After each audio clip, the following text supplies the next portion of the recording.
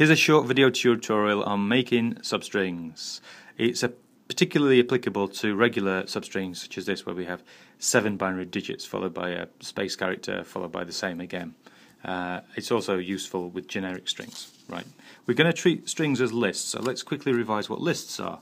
Well, lists are simply lists of items. In this case we have my list, which is a list of 3 strings, and the string values are items 0, 1, 2. I've chosen those numbers specifically because lists and arrays, we always start counting from 0 for the index position. So this is position 0, 1, 2. So if the length is 3, the last position will be 3 minus 1, 2, and start at 0.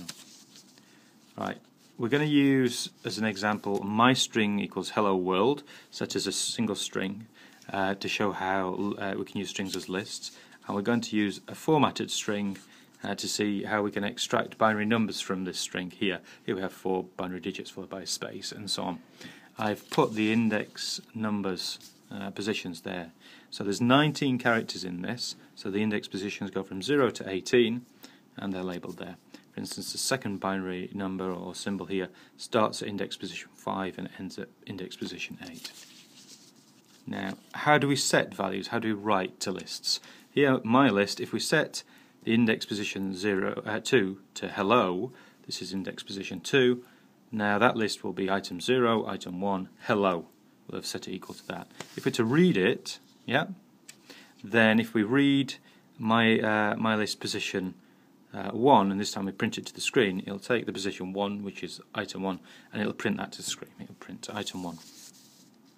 Now we can treat strings in the same way. In this case, strings are behaving like lists of characters. So if we address index position 3 of the string hello world, 0, 1, 2, 3 is character L. So if we print that to the screen, we'll print a letter L. Right. For shorthand, to explain the next bit, I'm going to use the term fs, or the variable fs, which is exactly equal to formatted string. I'm just using this because it saves on writing and space.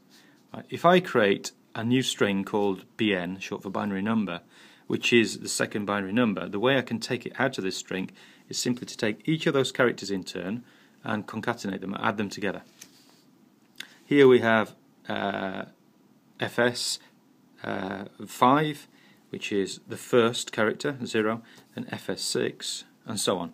So we do this for all 4 of these with index values 5, 6, 7, 8. Yeah.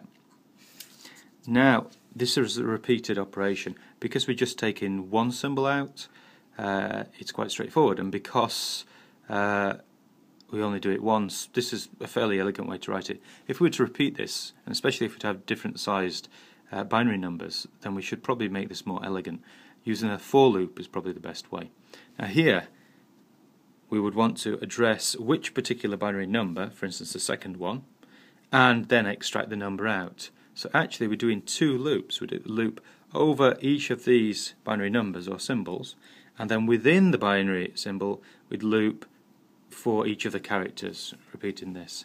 So if we have a look, we'll start with, I made a common mistake in the first place because we're looking for a binary number. I set it equal to 0, but we're taking it out as a substring. So we set it to an empty string, which is quotes quotes. Right, set a binary number equal to that. We're going to loop, and every time we go around the loop we're going to add 1 character. It'll be 5, 6, 7, 8 if we take this symbol. So if I take for I in range 5, 9, we're familiar with range 5, which would be numbers 0, 1, 2, 3, 4. But if I give it 2 numbers like this, it will start at 5 and it will stop at 9, but it won't include the last number. So it'll be 5, 6, 7, 8. So it's going to loop around, and each time I is going to be one of these numbers. And here we just add to the string each time, add to itself the character for that index value. This does exactly the same as that, and it's not really saving any code for such a simple operation. But if we change the numbers here, we could use the same bit of code over and over without writing it out every time. Now, there's a slightly more elegant way to do this generically. We need to know the length of our string over here, which we've worked out is 19 characters. But there's a generic formula for that. For every set of 4 binary digits, there's a 5th space, except for the last one. So the length of this is the number of symbols times 1, 2, 3, 4, 5 characters, yeah, but the last one doesn't have one, so it'd be -1. So it'd be 5 times the binary characters -1. Alright, turning it the other way around, if we have a length 19, the number of symbols in there is 19 plus 1 to make up for the missing space here, divided by 5. And that's exactly what this formula does. It takes the length of this, adds 1, and divides the whole lot by 5. So it works out symbol length, in this case, how many binary numbers we have. Yeah.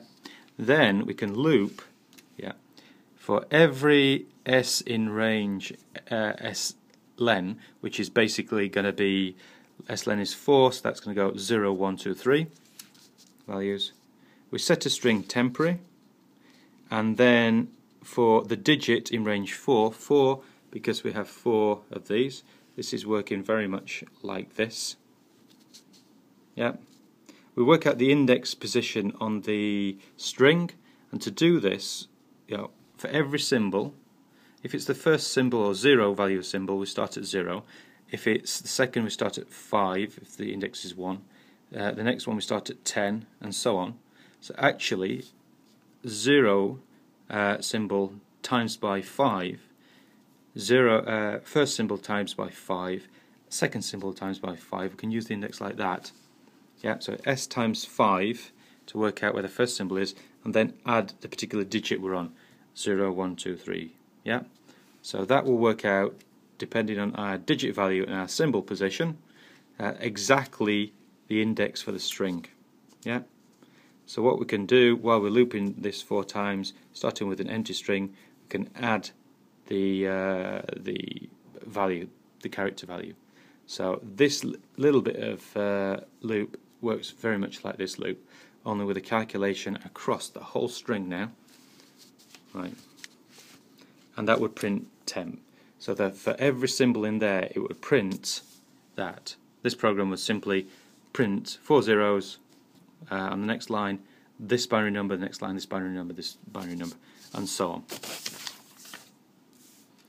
Okay, trying this out and experimenting with loops within loops, such as this, we can break apart any kind of regular pattern. Now, for your own thinking, why not consider a single loop going through each character and stopping at spaces? That's an alternative method and worth a look at. I'll leave that up to you to have a look at. That was making substrings for regular strings, from regular strings. Thank you.